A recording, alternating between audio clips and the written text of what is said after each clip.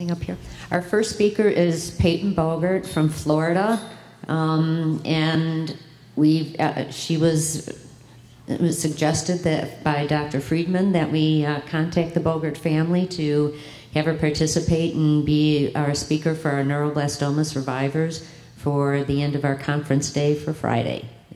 Payton Bogert.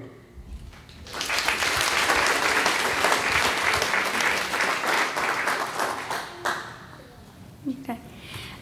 Hi, my name is Payton Bogert, and I'm 15 years old and a 14-year survivor of stage 4 neuroblastoma.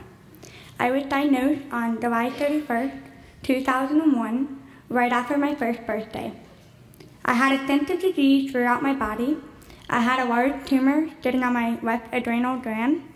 My bone marrow was packed, and I had metastatic disease throughout my body. On just about every major bone in my body, including my orbit.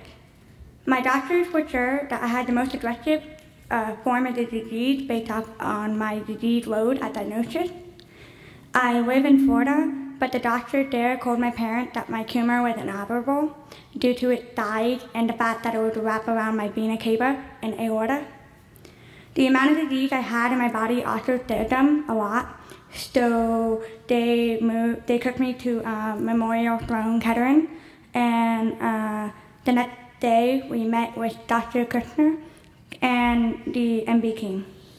It was decided that I should start the N8 protocol and stay in New York City for the duration of treatment.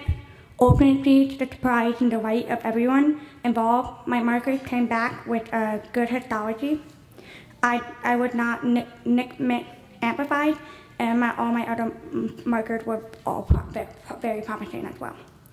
I don't remember much from my actual treatment, but I have grown up returning to New York City every 6 months for my follow-up care.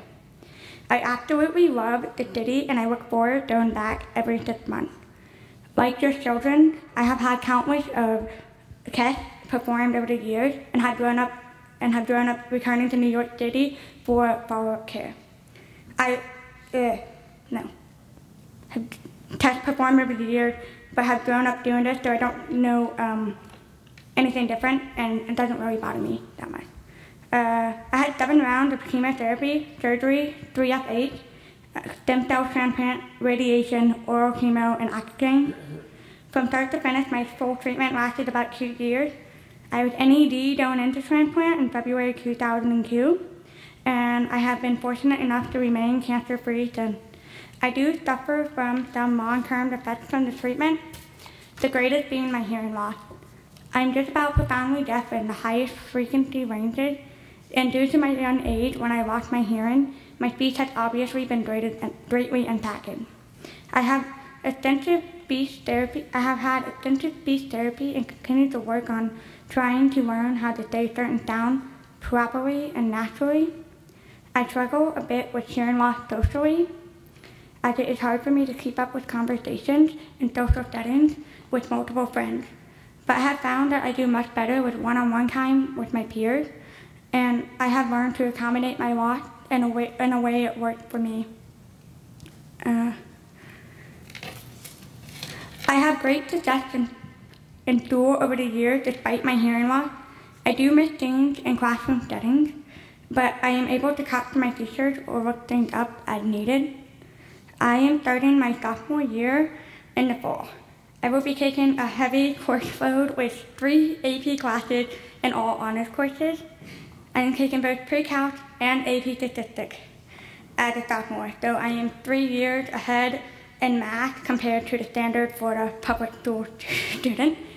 I have maintained straight A's since 3rd grade, and I'm hoping that I haven't bitten off too much this year, and I will be able to do it again.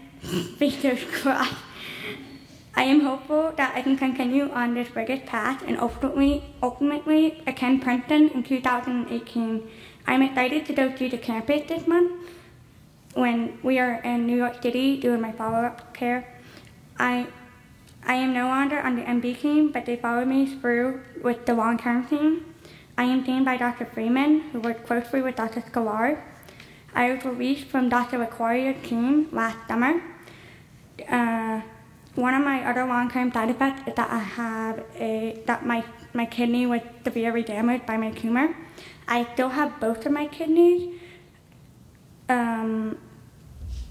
but one of them only works at 20%, and Dr. Vicario had been following me for years after completing a second surgery to save my kidney from the damage.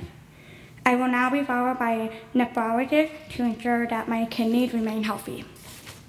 As for other long-term effects, I do have some problems with fertility issues, and I'm obviously a little on the smaller side, but overall my health has remained well over the years.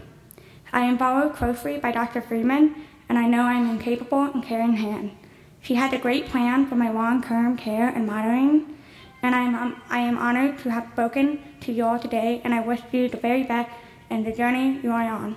It is by no means a journey any of us would have chosen, but we are fortunate to be blessed with amazing doctors who have dedicated their lives to help finding a cure for it.